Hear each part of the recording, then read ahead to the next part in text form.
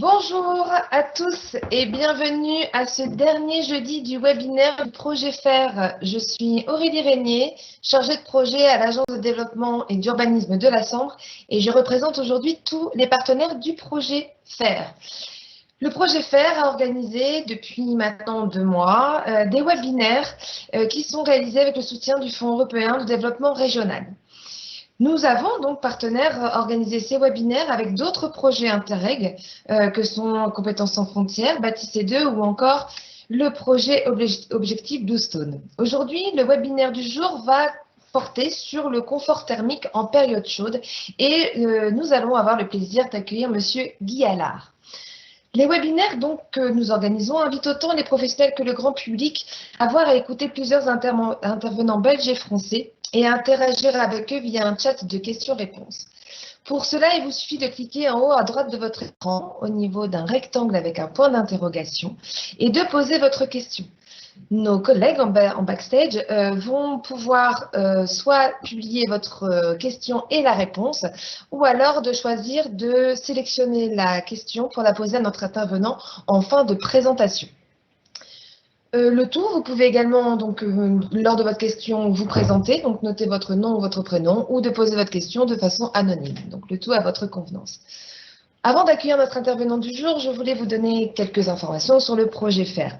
Le projet FAIR, c'est un partenariat franco-belge regroupant Espace Environnement, le cluster Éco-Construction et le Forum pour le versant belge, l'ADUS, l'APES et les Compagnons du Tour de France pour le versant français. Tous ces partenaires œuvrent depuis 2016 à former, accompagner et inspirer tout professionnel ou futur professionnel et porteur de projets publics comme privés aux multiples enjeux d'une rénovation afin d'aboutir à une solution beaucoup plus économe en énergie et en respectant la qualité environnementale du bâti, mais également l'environnement, la santé des professionnels du bâtiment et de leurs occupants. La rénovation efficiente, c'est bien plus qu'une approche énergétique.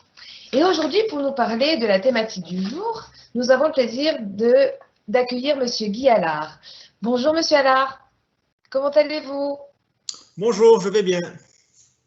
Merci en tout cas d'avoir accepté notre invitation pour le webinaire du jour. Donc, vous êtes formateur en construction durable, vous êtes également entrepreneur. En 2005, la rencontre d'un architecte qui accepte de faire les plans de votre habitation à la condition qu'il construise une habitation passive vous fait basculer définitivement dans le monde de la construction écologique et performante. Donc, vous avez bâti votre expérience professionnelle par rapport à une expérience personnelle. En 2007, vous construisez vos toutes premières habitations passives qui sont certifiées notamment en Wallonie. Vous êtes persuadé que c'est par la formation des futurs acteurs de la construction que le changement viendra et que depuis décembre 2016, vous êtes formateur au centre de compétences Construcform Hainaut. Donc, lors de ce webinaire d'aujourd'hui, nous allons découvrir comment se comporte un isolant face aux rayons du soleil et nous apprendrons à regarder au-delà de la valeur lambda avec vos explications. La véritable performance énergétique suppose en effet un confort durant toute l'année. Le choix des isolants est donc un critère très important à prendre en compte afin d'éviter notamment la surchauffe estivale. Tout un programme, dites-moi, hâte de vous entendre sur le sujet et donc je vais vous donner la parole maintenant. Eh bien, bonjour, je partage donc mon contenu maintenant, je suppose. Oui, tout à fait, allez, je vous en prie, pas de souci. Si cela fonctionne, parce qu'aujourd'hui, voilà, c'est le dernier webinaire et puis on a des petits soucis techniques, a priori, ça marche. Il y a des jours comme ça. Voilà, il y a des jours. Mais je pense que c'est en train de fonctionner. Absolument. Je pense que c'est OK. Moi, je le vois à l'écran, donc j'imagine que nos participants le voient aussi. Je regarde mes collègues pour voir si c'est OK de leur côté. C'est good. Eh bien, c'est à vous, Monsieur Allard. Allez-y. Okay, l'informatique est avec vous. Allons-y. Alors, bonjour et donc, oui, bienvenue à ce dernier webinaire. Alors, effectivement, comme Aurélie l'a dit, le confort thermique en période chaude, bon, moi, c'est une grosse masse de notions à maîtriser. Et donc, moi, je vais seulement parler d'un aspect du confort thermique, à savoir le rôle joué par les isolants. D'accord? J'ai l'habitude de dire que la performance thermique, c'est une lasagne. Et donc, aujourd'hui, on parlera d'une couche de la lasagne. Alors, au programme, d'abord se poser la question de pourquoi se préoccuper du confort thermique en période chaude. Un petit rappel historique et un petit rappel des 3 clés de base de l'isolation, avec le fameux lambda, la résistance et la valeur U.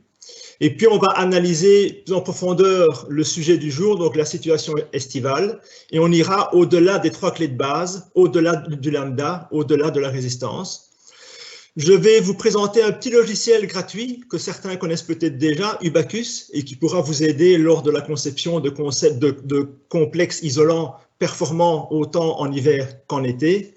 Alors, même s'il est prévu que je ne parle que de la partie isolation, je vais quand même aller un petit peu au-delà des parois opaques et notamment parler du rôle du vitrage également. Et puis, quelques mots de conclusion. Alors, vous voyez, le programme est assez chargé, il y a beaucoup de choses à dire. Et donc, j'espère qu'il restera quand même du temps pour pouvoir répondre à quelques questions que vous vous posez. Alors, tout d'abord, pourquoi se préoccuper du confort estival? Eh bien, tout simplement parce qu'on isole de plus en plus nos maisons. En hiver, elles sont relativement performantes, on consomme de moins en moins d'énergie. Par contre, on constate qu'en été, le confort n'est plus du tout au rendez-vous. Ces maisons ont plutôt tendance à surchauffer. Et donc, la solution de facilité, c'est quoi? C'est d'installer une climatisation. Le problème, c'est que produire du froid demande encore plus d'énergie que de produire du chaud. Et donc, quelque part, le serpent se mord la queue et tous les gains réalisés durant l'hiver sont consommés par la climatisation du bâtiment en été. Et donc, ce n'est pas du tout le but recherché par nos normes énergétiques. Alors, un petit rappel, en Wallonie, on isole les bâtiments depuis 1985, ou plutôt on est obligé d'isoler depuis 1985. C'est donc relativement récent, ça ne fait jamais que 35 ans que la performance énergétique est dans l'esprit des gens et dans l'esprit des acteurs de la construction. En France, par contre, ils ont été un peu plus rapides que nous, parce que dès 1974, ils ont dû commencer à isoler les bâtiments. Donc, une expérience un petit peu plus longue en France. Alors, chez nous, la PEB impose des niveaux d'isolation pour chaque paroi. C'est quelque chose que les Français ne connaissent pas. Si je ne me trompe pas, les RT françaises demandent d'atteindre des scores de performance énergétique pour l'ensemble du bâtiment. Et entre guillemets, on isole un petit peu où on veut. Chez nous, en Wallonie, c'est totalement différent. Il faut donner à chaque paroi un niveau de performance. C'est la fameuse valeur U. Nous en reparlerons tout à l'heure. Alors, naturellement, pour vérifier si une paroi en Wallonie correspond bien à la norme, il faut calculer. Et c'est là qu'on fait intervenir les 3 clés de l'isolation, les 3 clés de base de l'isolation, la valeur lambda, la valeur R et la valeur U. Alors, petit rappel pour ceux qui ne sont pas habitués avec le langage de l'isolation, la valeur lambda, ou la conductivité thermique, ça représente quoi? Eh bien, ça quantifie le flux de chaleur qui va traverser 1 mètre carré d'un matériau sur 1 mètre d'épaisseur, autrement dit 1 mètre cube du matériau. Alors, ce qu'il faut retenir, c'est surtout que plus le lambda est petit, plus le matériau est isolant. D'ailleurs, les fabricants des isolants qui ont le plus faible lambda communiquent en disant le meilleur isolant du marché. Bon, c'est un raccourci un petit peu dangereux. Alors, la valeur lambda, on la trouve très facilement. Dans n'importe quelle fiche technique, vous voyez ici, c'est une fiche technique d'une cellulose, et bien on voit que ce matériau a une valeur lambda de 0,038. Alors, retenez tout de même que le lambda ne varie pas avec l'épaisseur. Donc, on comprend bien qu'une couche d'1 cm de matériau va moins bien isoler qu'une couche de 2 cm et elle-même moins bien qu'une couche de 10 cm par exemple. On va donc devoir faire intervenir une deuxième notion qui est la résistance thermique. La résistance thermique, ça se calcule, c'est l'épaisseur du matériau en mètres divisé par sa valeur lambda. Ici, c'est l'inverse du lambda, plus c'est grand, mieux c'est. Donc, si une couche a une résistance de 1, elle sera moins performante qu'une couche qui aura une résistance de 2 ou que 5 ou que 10 et ainsi de suite. Alors, déjà, on se rend bien compte que le lambda n'est pas la donnée essentielle, alors que pourtant, c'est souvent la seule chose que les gens connaissent quand on parle d'isolation.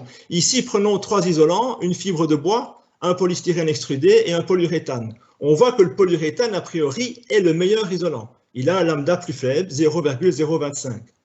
Mais il faut tenir compte de l'épaisseur qu'on va mettre en œuvre. Si on calcule la résistance, on voit alors qu'au final, eh bien, c'est la couche de fibre de bois haute densité avec un lambda relativement moyen de 0,042 qui sera la plus performante si on la met en épaisseur correcte, ici dans l'exemple, 140 mm. Ça permet déjà de se rendre compte que le lambda, il ne faut pas trop le sacraliser. C'est une donnée, mais ce n'est pas la donnée essentielle. à la fameuse valeur U. Alors, la valeur U, c'est ce que l'on trouve dans les normes énergétiques. C'est la transmission thermique d'une paroi.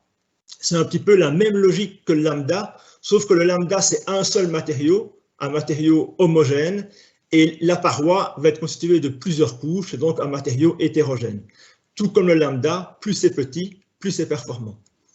Alors, en Wallonie, on est très attaché à la valeur U, puisque je vous l'ai dit, la norme PEB, elle impose des niveaux d'isolation par type de paroi, et chez nous, c'est le fameux 0,24, c'est le score qu'il faut atteindre aujourd'hui pour être conforme à la norme. Et donc, avec l'évolution des normes et la course à la valeur U de plus en plus faible, on assiste vraiment à une course au lambda. Faites le test, parlez d'isolation avec quelqu'un. En général, ce qui très vite va arriver dans la discussion, c'est « Ah, quelle est la valeur lambda du matériau que tu veux installer ?» C'est souvent ça qui revient au premier plan. Alors maintenant, on va s'intéresser à l'essentiel du sujet d'aujourd'hui, donc le confort estival versus le confort hivernal. Alors, la simple observation nous révèle déjà que les phénomènes en action en été ou en hiver sont totalement différents. Ça, sans être formé à la performance énergétique, on peut s'en rendre compte juste avec notre ressenti. Prenons l'exemple de nos vieilles maisons wallonnes, dans le nord de la France, ça ressemble à ça également. On a également des maisons en pierre. Eh bien, ces maisons, on observe deux choses. En général, c'est compliqué à chauffer en hiver.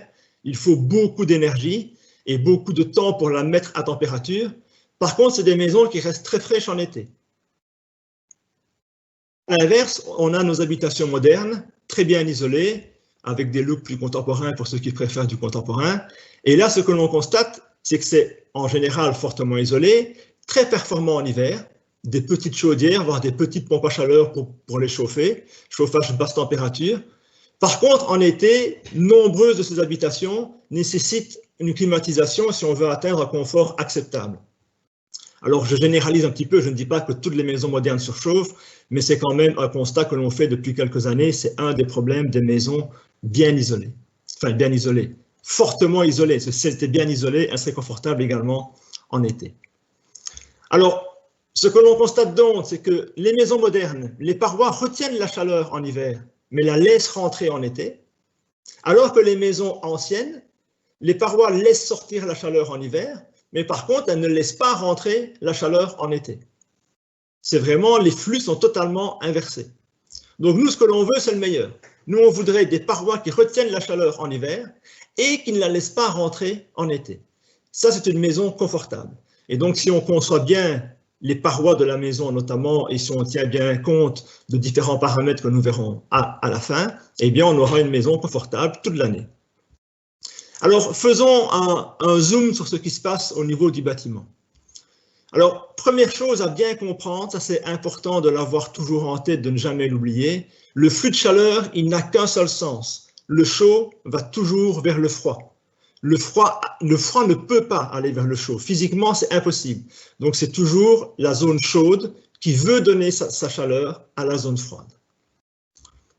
Donc, en hiver, on a ce que moi j'appelle un régime continu. Autrement dit, pendant 3, 4, 5, 6 mois, ça dépend où on se trouve naturellement, géographiquement parlant, eh bien on va avoir l'intérieur du bâtiment plus chaud que l'extérieur. On a donc une fuite continue de calories à travers les parois. Et donc le but de l'isolation, c'est d'avoir une fuite aussi faible que possible, puisqu'elle va être continue 24 heures par jour pendant une certaine durée liée à l'hiver. Alors, plus la résistance va être élevée, plus la fuite va être faible. D'accord? Donc là, on a raison de raisonner sur base du lambda, mettre un matériau bien isolant, en grosse épaisseur, pour avoir une grosse résistance.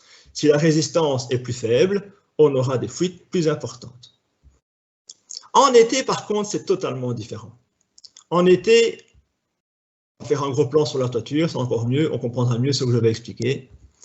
En été, on a le chaud à l'extérieur et le froid plutôt dans la maison. Alors le régime, il est discontinu. Ce que je veux dire par discontinu, c'est ceci. Si vous regardez les températures, il fait chaud en journée, mais il fait un peu plus froid la nuit. On a donc bien une inversion du flux.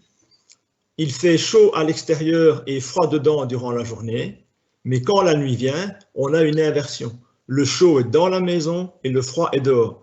Je fais bien entendu abstraction ici des périodes de canicule où il fait chaud tout le temps. Ceci dit, si on regarde les températures, il y a quand même un abaissement de température nocturne. Il ne fait pas 35 degrés la nuit s'il fait 35 degrés le jour. C'est relativement rare.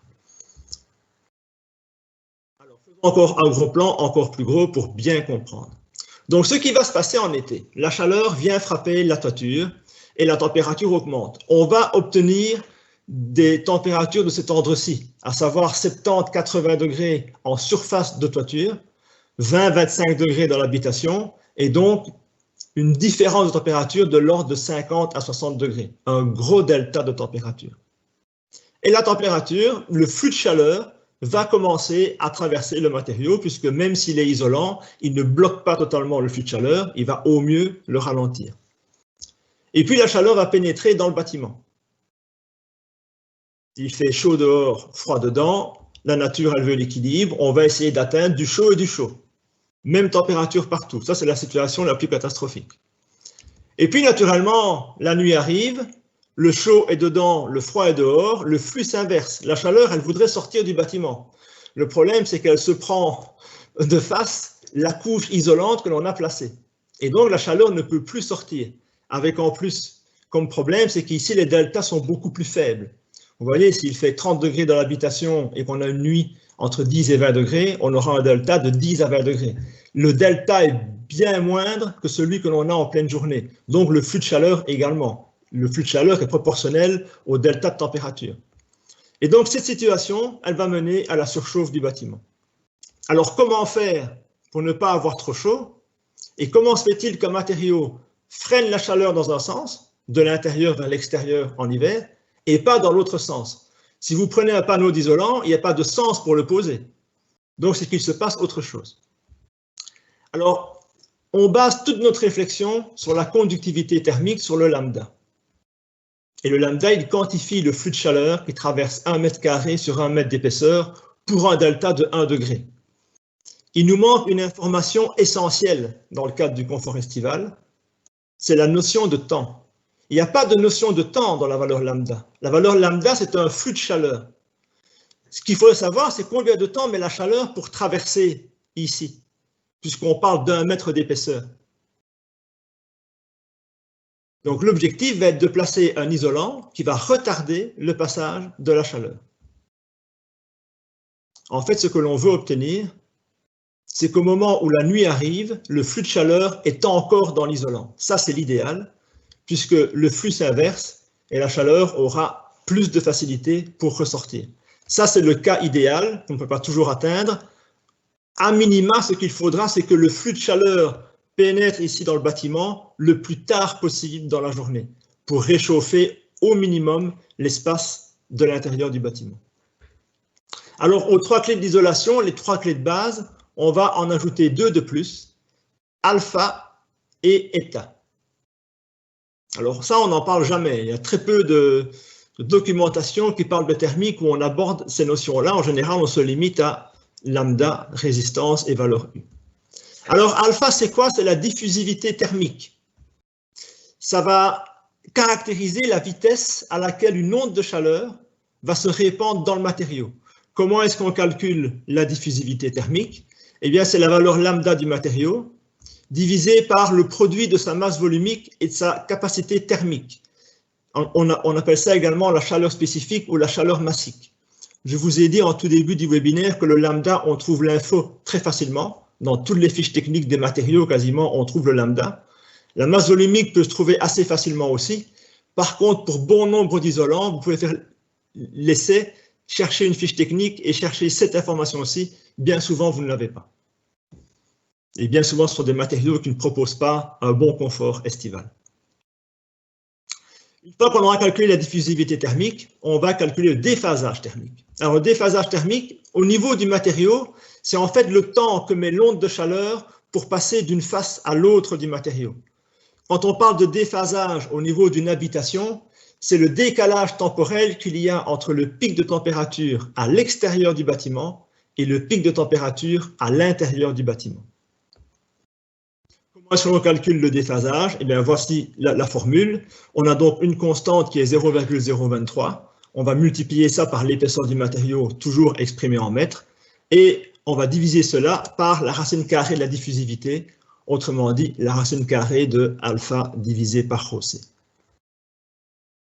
Quand je vous ai dit 0,23 c'est une constante, il faut remplacer 0,023 par 1,38 si la chaleur spécifique est exprimée en watts par kilo par Kelvin. En général, c'est exprimé en joules.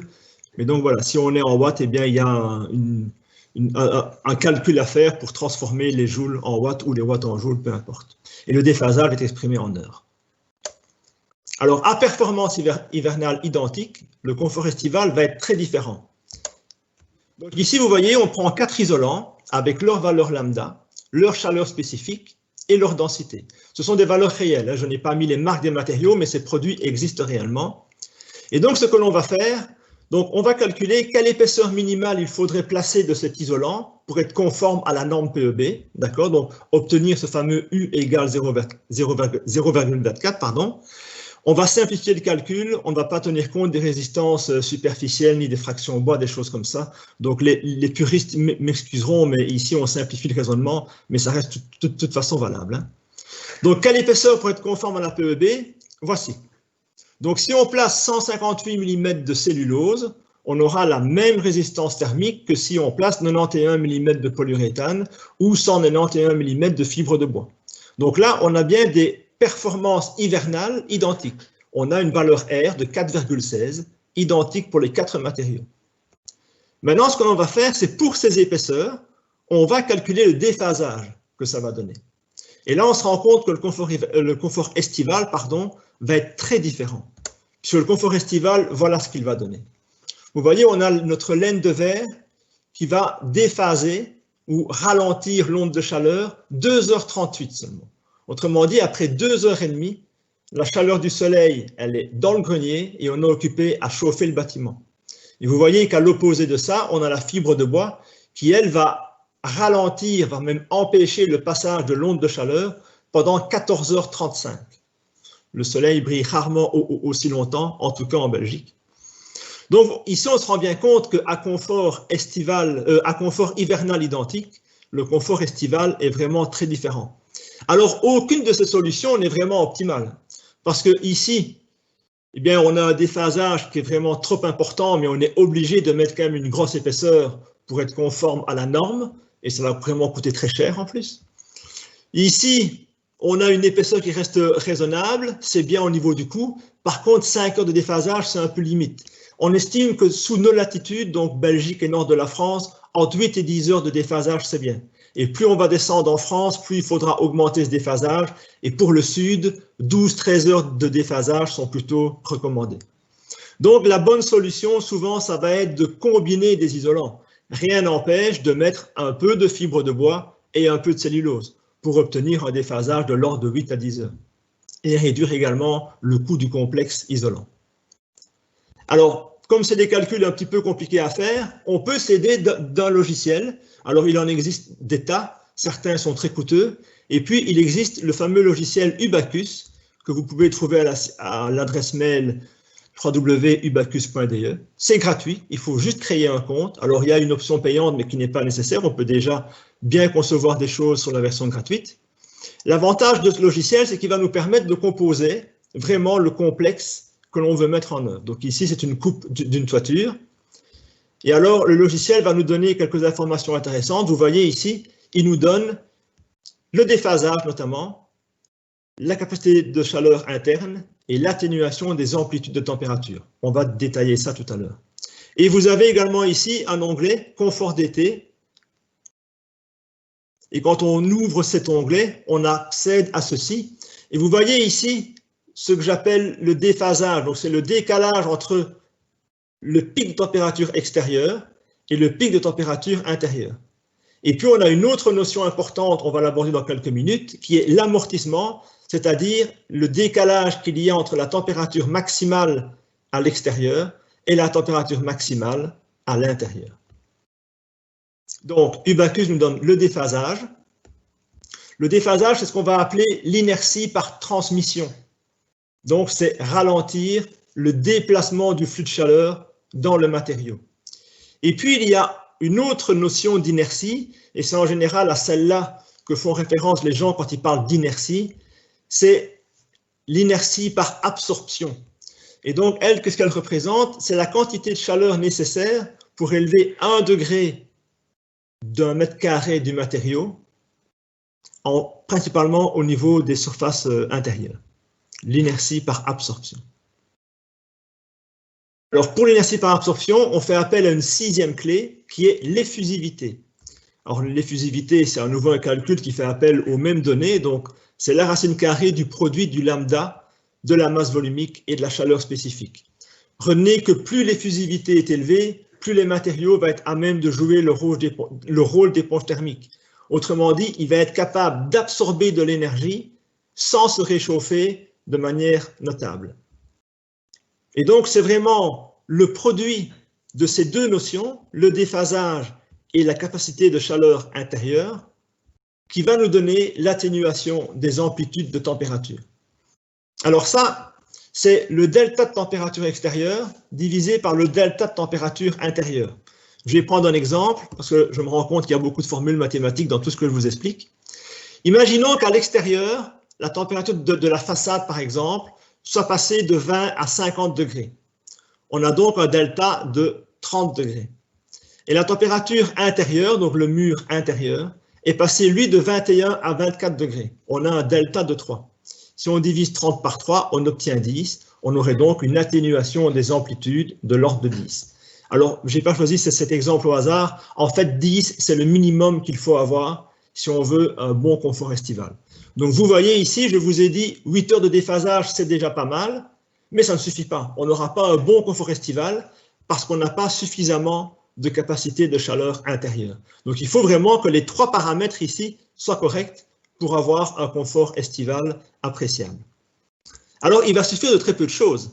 Regardez ici, je reprends la composition de base et je vais simplement lui ajouter un élément. Donc ici, on est à 8h02, d'accord, avec une atténuation de 3,6. Et je vais ajouter une chose. Voilà, j'ajoute simplement une plaque de Fermacell, donc une plaque de fibroplâtre. Et regardez comme l'évolution est importante. On a gagné en déphasage, on a gagné un petit peu en capacité de chaleur interne, mais surtout, on est maintenant au-dessus de 10. Et donc, uniquement avec cette plaque, qui en l'occurrence fait 15 mm, eh bien, on a réussi à obtenir un confort minimal, mais satisfaisant. Voilà. Alors, ça tient vraiment à très, très peu de choses. Vous voyez? Donc, ici, c'est sans plaque de Fermacell, et ici, c'est avec la plaque de Fermacell. Vous voyez que ici, on monte quasiment à 28 degrés à l'intérieur de l'habitation, alors qu'ici, on va limiter la hausse aux environs de 25 degrés, qui est en général la limite à partir de laquelle on parle de surchauffe. Alors, ça tient vraiment à très peu de choses. Si je remplace la plaque de Fermacell par une plaque de plâtre cartonné, eh bien là, on est plus bon. Donc, la nature de toutes les couches de matériaux mis en œuvre est vraiment très importante. C'est pourquoi je vous présente ce petit logiciel, parce que ça vaut la peine de faire le test. Mais si on doit faire tous les calculs de manière manuelle, c'est quasiment impossible. Donc, il faut s'aider d'un logiciel. Et pour ça, Ubaqus est vraiment une très belle aide. Alors, attention à ne pas perdre de vue non plus que le confort hivernal est aussi dépendant de l'inertie. Reprenons deux exemples. On a ici une composition d'une paroi, d'une maison ossature bois, avec dans la gaine technique de la laine de bois. Et vous voyez ici son graphe. Donc, on a un très beau déphasage, 16 heures, et on a quasiment une courbe de température intérieure qui est plate. On a ici une autre solution, qui était la solution d'ailleurs proposée par l'architecte, ce sont des logements de vacances. Et dans la gaine technique, l'architecte proposait de mettre des briques d'argile légère. C'est quelque chose qui se fait de plus en plus, ça maintenant, en ossature bois. On apporte de l'inertie en y mettant des briques d'argile, des briques de terre crue dans la gaine technique. Vous voyez qu'en termes de déphasage et de confort d'été, on est quasiment à la même chose. Les deux maisons seront très confortables en été. Par contre, en hiver, ça va être différent. Si on fait un petit zoom sur ceci, vous voyez, on a ici une capacité de chaleur intérieure de 51 kJ par mètre carré et par degré Kelvin, et ici 136 kJ. C'est 2,5 fois plus. Ça veut dire que ce bâtiment ce bâtiment-ci, la version avec des briques de terre, aura une montée en température beaucoup plus lente. Il va d'abord falloir réchauffer toutes ces briques de terre crue avant de commencer à avoir une paroi confortable et un habitat confortable. Donc attention au type d'occupation. Ce dossier-ci, c'est un dossier qui a réellement existé, qui m'avait été soumis pour des logements de vacances. Et donc, vu le type d'occupation, une occupation intermittente, mettre trop d'énergie par absorption n'est pas une bonne solution. On va ralentir la montée en température du bâtiment en confort, en régime hivernal. Donc, il faut toujours trouver l'équilibre entre le confort estival et le confort hivernal. Et donc, on oppose un petit peu l'inertie à la réactivité. Et de plus en plus, on se rend compte que pour des bâtiments très performants, très bien isolés, il vaut mieux favoriser la réactivité plutôt que l'inertie. Alors bien entendu, tout ce que je vous ai dit, c'est valable pour des parois opaques. Il est évident que si on vient placer plusieurs mètres carrés de vitrage, ça ne fonctionne plus. Je vais même dire qu'avec quelques mètres carrés de vitrage, on met à terre toute la conception de la paroi. Il faut bien se rendre compte qu'à travers le vitrage, on a jusqu'à 200 fois plus d'énergie qu'à travers une paroi opaque. Alors, si néanmoins il faut quand même prévoir des grandes baies vitrées, il faut alors s'attarder un petit peu sur la fiche technique des vitrages que l'on nous propose. Et là, à nouveau, on a différentes notions. En général, on parle souvent de la valeur U du vitrage, la valeur UG, qui elle, en fait, est le même concept que la valeur U d'une paroi. C'est le confort d'hiver. C'est la perte de calories à travers le vitrage. Mais il faut également s'attarder au facteur solaire, le fameux petit G, qui lui va plutôt être utile en confort d'été. Alors que veut dire le facteur G? Eh bien, si on prend ce premier vitrage, 53, ça veut dire que 53% de la chaleur solaire pénètre dans l'habitation. À l'autre bout, si on prend celui-ci, il n'a qu'un facteur G de 16, ça veut dire qu'on a 16% seulement de la chaleur solaire, du rayonnement solaire qui pénètre dans le bâtiment. Alors, à nouveau, tout va être question d'équilibre parce qu'il y a une troisième donnée importante qui est la transmission lumineuse.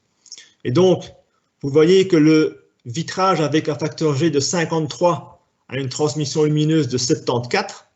Par contre, le vitrage qui a un facteur G de 16 ne laisse plus rentrer qu'un quart de la lumière. Ça, je ne vais pas dire que ça devient opaque, mais j'ai déjà mis ce type de vitrage, c'est très argentique, c'est vraiment une lumière très très particulière. Donc à nouveau, on a une recherche d'équilibre entre le confort d'hiver et le confort d'été. Donc le confort estival, c'est un fragile équilibre à trouver entre la composition des parois, les ouvertures vitrées et tous les paramètres liés à la situation du bâtiment, et notamment aux caractéristiques de l'occupation. Et donc, on se rend bien compte qu'au-delà de concevoir des parois efficaces, il faudra ensuite affiner le travail en fonction de diverses stratégies. On devra faire de l'occultation, ça peut être des screens ou pourquoi pas de manière plus bioclimatique, le recours à des végétations avec des feuilles caduques. Alors, bien entendu, la ventilation associée à un puits canadien peut apporter également un peu de confort estival. L'orientation, la localisation du bâtiment sont également importantes.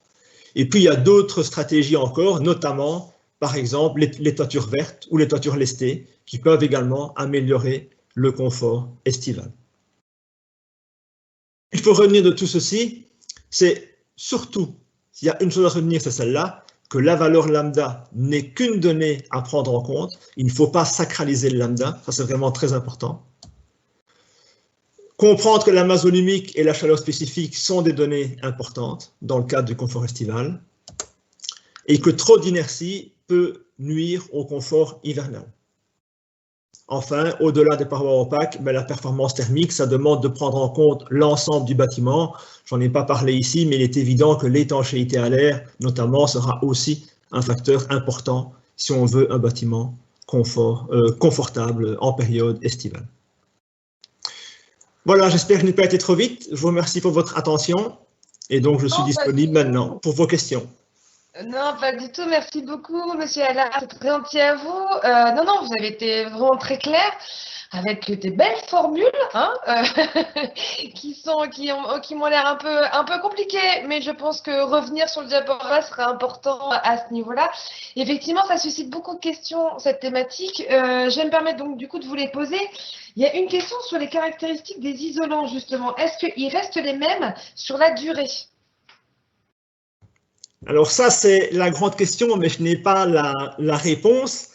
Chaque fabricant va dire que son matériau tient le coup. Voilà. Maintenant, pour certains matériaux, on a des retours d'expérience. On Oui, sait il y a notamment, comme des... Oui.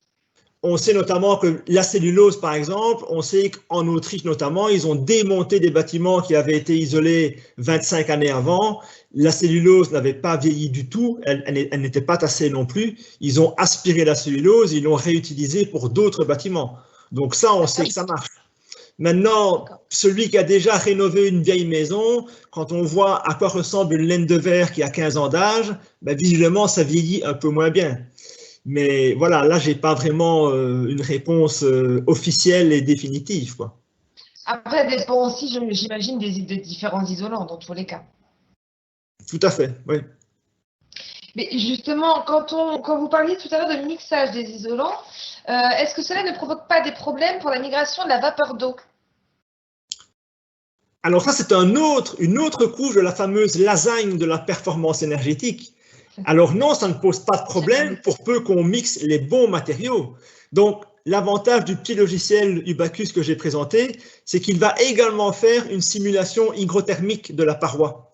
Alors, moi, je ne l'ai pas fait apparaître à l'écran pour rester simple et pour ne parler que du confort thermique estival. Mais en fait, si vous mettez ensemble des matériaux qui ne peuvent pas l'être, et qu'à un moment donné, la migration de la vapeur d'eau est bloquée dans le complexe isolant, eh bien, notamment, le logiciel Ubacus va indiquer qu'il y a de la condensation. Donc oui, bien entendu, il faut, en fait, en performance thermique, il faut penser à plein de choses en même temps, et donc il faut penser au confort estival, confort hivernal, mais également à la migration de la vapeur d'eau, bien entendu. Donc si c'est bien mixé, pas de souci, mais on ne peut pas mixer n'importe quoi avec n'importe quoi. Mais justement, c'était une de mes questions. Est-ce qu'il y a une importance dans l'ordre déjà des différents isolants et quel isolant on peut mixer avec lequel, quoi, tout simplement? Alors en fait, il y a un ordre à respecter, mais pas que pour l'isolant. Il faut respecter un ordre pour toutes les couches du complexe. Et donc, la migration de vapeur d'eau, c'est caractérisé par la valeur mu que l'on va après calculer et transformer en valeur mu-d ou SD en fonction de l'épaisseur du matériau. C'est à nouveau des formules mathématiques, vous voyez, il y en a tout le temps. Et donc, en fait, il faut que les couches intérieures soient plus fermées à la vapeur d'eau que les couches extérieures. Autrement dit, il faut un entonnoir inversé. Et donc, il faut que la vapeur d'eau puisse migrer de plus en plus facilement de l'intérieur vers l'extérieur. Vers l'extérieur. Voilà. D'accord, ok. Et ça, autant pour les constructions, donc tout ce qui est construction ancienne, enfin rénovation de maisons, ou enfin voilà, c'est une théorie pour toutes les maisons ou ça s'adapte à différents types de maisons? C'est valable pour toutes les maisons, mais c'est encore plus valable pour les maisons anciennes, puisque les maisons anciennes, en général, les murs massifs sont sujets à des remontées capillaires, des choses du genre. Et donc là, il faut surtout ne pas emprisonner l'eau dans le complexe isolant ou dans le mur, puisque là, on va vraiment détruire le bâtiment. Il faut bien se rendre compte que rénover un bâtiment ancien en l'isolant, c'est prendre le risque de mettre fin à sa vie, quoi. Parce qu'on peut vraiment détruire un bâtiment si on isole mal. Oui, tout à fait. Tout à fait. Okay. Et justement, tout à l'heure, donc on parlait des isolants. Est-ce qu'il existe un tableau qui compare justement ces différents types d'isolants, notamment par rapport au déphasage thermique? Alors ça existe, on peut trouver des tableaux où on aura pour X centimètres de cellulose, par exemple, tel déphasage, pour X centimètres de laine de verre, tel déphasage. Oui, ça existe, mais moi je préfère présenter à mes stagiaires la formule mathématique, puisqu'une fois qu'ils ont la formule, eh bien ils peuvent tout calculer par eux-mêmes. Oui, c'est ça. Voilà. C'est beaucoup plus, effectivement, c'est beaucoup plus méthodique, exactement. D'autant plus que les tableaux, en général, c'est toujours des moyennes qui sont faites, mais entre 3 celluloses, on a 3 données différentes. Donc, mieux vaut quand même être plus précis. être plus précis et puis faire le calcul soi-même. J'ai une question de Monsieur Labotte qui travaille au bureau d'études PEB et ETS. Donc, il dit que le CSTC a estimé la différence entre deux types d'isolants tels que décrits ici, laine minérale et laine de bois, mais leurs conclusions étaient différentes.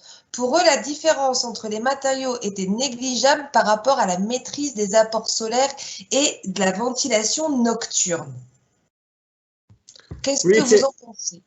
Alors, le déphasage, ou même le confort estival, c'est le sujet qui fâche en général quand on parle avec des professionnels du secteur. En fait, il faut savoir qu'au niveau du confort estival, il n'y a aucun test qui a été réalisé en situation réelle. Donc, le fameux dossier dont parle monsieur, je le connais, il y a l'équivalent en Suisse, il y a même l'équivalent, je pense, au CSTB en France. En fait, ce sont chaque fois des modélisations mathématiques. Et effectivement, ces modélisations ont l'air de dire qu'il n'y a pas d'effet. D'accord? Maintenant, il y a ce que l'on constate en réalité, dans ce que moi j'appelle la vraie vie. Alors, voilà, visiblement, il y a un souci, soit dans le modèle mathématique utilisé par le CSTC, ou alors les valeurs que sont la diffusivité, la masse, le déphasage, etc., ne sont pas bonnes. Mais le déphasage, la diffusivité et l'effusivité sont des formules qui existent en thermique depuis que la thermique existe. Donc, effectivement, je connais ce rapport, je sais qu'il sert de base à certains fabricants de matériaux pour dire que leur laine, notamment, est aussi bonne que d'autres fibres. Mais voilà, c'est un débat un petit peu compliqué. Ouais. D'accord, ok, ça marche. Est-ce que vous avez des retours d'expérience sur les toitures isolées avec une surtoiture ventilée pour atténuer la surchauffe en été? Non. Ok. Voilà, c'est une question une question qui a une réponse claire, nette et précise. Ok. Et votre avis sur la question, justement, par rapport à ces surtoitures? Je ne connais pas du tout le concept. Je vois de quoi il s'agit, mais je n'ai jamais creusé la question, donc je ne peux pas en parler. Là, je ne connais vraiment pas. D'accord, ok, ça marche. D'autres questions, donc ça fuse, hein, le temps de les identifier. Alors, une qui m'arrive. En France, la France prend-elle en compte uniquement le lambda comme en B, ou bien le confort estival est-il pris en compte comme vous l'expliquez ici? Justement, parce que là, ici, effectivement, vous êtes intervenant belge, il y a pas mal de participants aussi français. Qu'est-ce que vous pouvez nous en dire par rapport à ça, justement, en termes d'argumentation côté français? De ce que moi j'en sais, donc en France, vous n'avez pas comme nous la valeur U qui est imposée. D'accord. C'est une consommation énergétique pour le bâtiment, et de ce que j'en sais, on tient compte du refroidissement et du chauffage du bâtiment. Voilà. Alors après, le détail des formules mathématiques, là, je vais être honnête, je ne les connais pas du tout. Hein. Vraiment pas. D'accord. Parce qu'on peut avoir différentes formules mathématiques à ce niveau-là, du coup. Non, par contre, oui, tout à fait. Ah, oui, la manière dont c'est calculé n'est pas identique partout. D'accord. Donc, notamment quand on fait des maisons passives, donc là on travaille avec une norme qui est par contre internationale, eh bien eux ont une manière bien à eux de calculer la surchauffe du bâtiment. Dans la norme PEB, on parle également de la surchauffe, mais la formule mathématique est totalement différente. Donc voilà, il faut vraiment rentrer dans la norme française et analyser. Mais là, soyons honnêtes, je n'ai pas les compétences pour faire ça. Hein. Là, je pense qu'il faut être ingénieur thermicien pour commencer à pouvoir analyser ce genre de détails. D'accord. En tout cas, il n'y a pas de formule mathématique universelle à ce niveau. Ah non. En fait, chaque État a défini ses normes énergétiques et puis ils ont défini une méthode de calcul qui leur appartient. D'accord. Ok.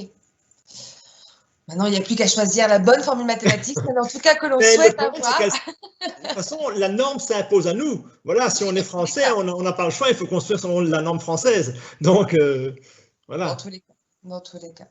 Ok. Une toute dernière question. Oui. Alors justement, c'est vrai que là, on est dans les questions de rénovation et autres.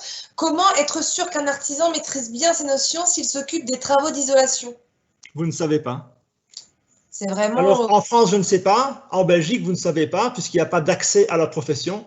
Et donc, en tout cas, chez nous, en Wallonie, demain, n'importe qui s'installe comme spécialiste de l'isolation alors qu'il n'y connaît rien.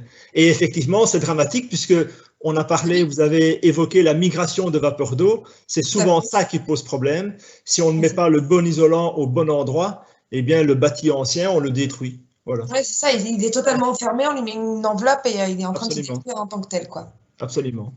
On a Justement, le même problème pour les toitures plates qui sont mal isolées, qui ont des problèmes de condensation et on pense qu'il y a des fuites dans les toitures, alors qu'en fait, ce qui coule au plafond, ce n'est pas une fuite d'eau, c'est uniquement de la condensation. Et bien souvent, c'est dû uniquement à un problème d'isolant qui a été mal placé, tout simplement. Le bâtiment étouffe, quoi.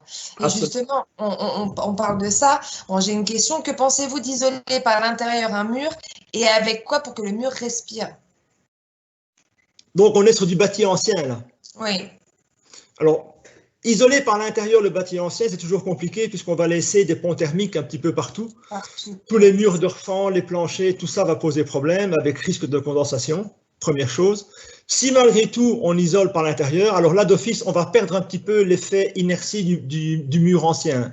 Ça, ceux qui vont se créer un compte sur Ubacus, donc à faire des simulations, on fait un mur massif de briques et puis on y met un petit peu d'isolant à l'intérieur, on perd toute l'inertie, on gagne quand même en réactivité par contre.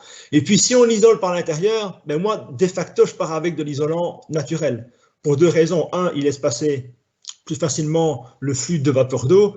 Et puis surtout, ben, en cas d'incendie notamment, c'est un autre critère qu'on pourrait prendre aussi en compte, tout ce qui est isolant naturel ne va rien dégager de toxique, alors que dès que vous avez un panneau de polystyrène ou de polyuréthane qui prend feu dans un bâtiment, c'est une autre histoire. Ouais. Mais là, vous voyez, on est encore sur une autre couche de la performance énergétique et de l'isolation des bâtiments, qui est la notion de sécurité incendie. C'est ça, ok. Bon, bah super, ouf, il y a beaucoup de, beaucoup de choses à prendre en compte. Dans C'était un peu intense. Oui, c'est ça, c'est intense et il y a beaucoup d'informations et c'est vrai qu'entre les méthodes de calcul, entre les différents choix des isolants, on peut aussi des fois se dire on est un peu perdu par rapport à tout ça, mais c'est vrai que voilà, on a cette idée-là en tout cas de se dire qu'il y a des calculs qui existent, des formules qui existent en fonction de différentes régions, différents pays également, et on a ce confort en tout cas qu'on souhaite avoir en rénovation et qui est très important pour garder en tout cas le bâti notamment ancien. Tout à fait. Merci beaucoup Guy, en tout cas, merci beaucoup pour votre intervention. Merci beaucoup d'avoir accepté notre invitation à participer à ce webinaire. Nous permettrons du coup de mettre votre présentation à destination des participants ce jour. Et puis, écoutez, au plaisir en tout cas de retravailler avec vous très prochainement. Merci beaucoup, au plaisir. Merci à vous. Au revoir Guy. Bon après-midi, au revoir. Merci vous aussi, au revoir. Merci à tous, en tout cas, d'avoir participé à ce webinaire de ce jour. Vous pourrez retrouver le podcast de ce webinaire dès demain sur notre site internet et notre page YouTube. Je vais essayer de partager mon diaporama en espérant que cette fois-ci, cela fonctionne. Alors, je fais un test. On va bien voir ce que ça donne. Je vais essayer de voir au niveau de mes collègues si c'est bon pour eux. Est-ce que ça fonctionne? Je ne sais pas. Ouais, super, voilà, ça fonctionne. Donc, vous avez devant vous les liens, les différents liens sur de notre site internet, de notre page Facebook et également de notre chaîne YouTube où vous pourrez retrouver donc tous les podcasts, et notamment celui-ci à partir de demain sur ces réseaux. C'était notre 9e webinaire et notre dernier webinaire du projet Ferme, donc qui prend fin la semaine prochaine. Nous avons été très heureux de vous présenter cette programmation. Voilà, on s'est adapté en tout cas à la situation actuelle et nous sommes très contents parce qu'on a eu pas mal de participants et des retours très positifs. Donc, merci à vous de nous avoir suivis depuis le mois de juin déjà. Le temps passe très vite. Et au nom de tous les partenaires, je voulais effectivement donc vous remercier et puis vous présenter ces partenaires qui sont juste là. Je vais essayer de mettre ça en plein écran pour que vous les voyez bien. Voilà. Voilà, donc une équipe de choc transfrontalière qui a été à votre service pour ces webinaires, mais déjà qui œuvre depuis 2016 sur le projet FAIR.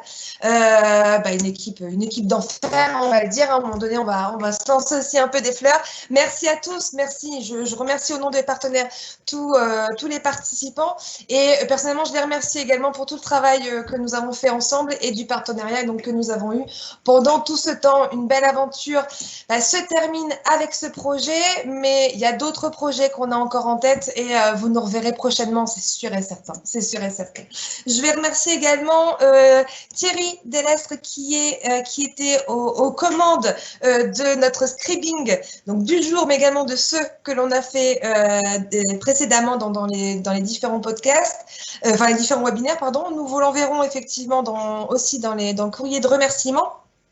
Vous avez également un petit questionnaire de satisfaction que mes collègues sont en train de vous mettre sur le chat de questions-réponses. N'hésitez pas à y répondre pourquoi pas réorganiser ce genre de programmation dans les prochains projets. Ça pourra toujours être bien et votre avis est intéressant et important pour nous pour pouvoir nous améliorer encore plus. Voilà. Quoi dire d'autre? Juste vous dire une fois de plus merci. Je vous souhaite une très très bonne journée. C'était un plaisir pour moi d'animer ces webinaires et de rencontrer et de pouvoir échanger avec tous ces intervenants sur toutes les thématiques qui ont été vraiment très très passionnantes. Il y en a encore beaucoup en magasin. On espère pouvoir vous en proposer encore plus. Et puis on vous souhaite une très bonne journée et à très bientôt. Au revoir.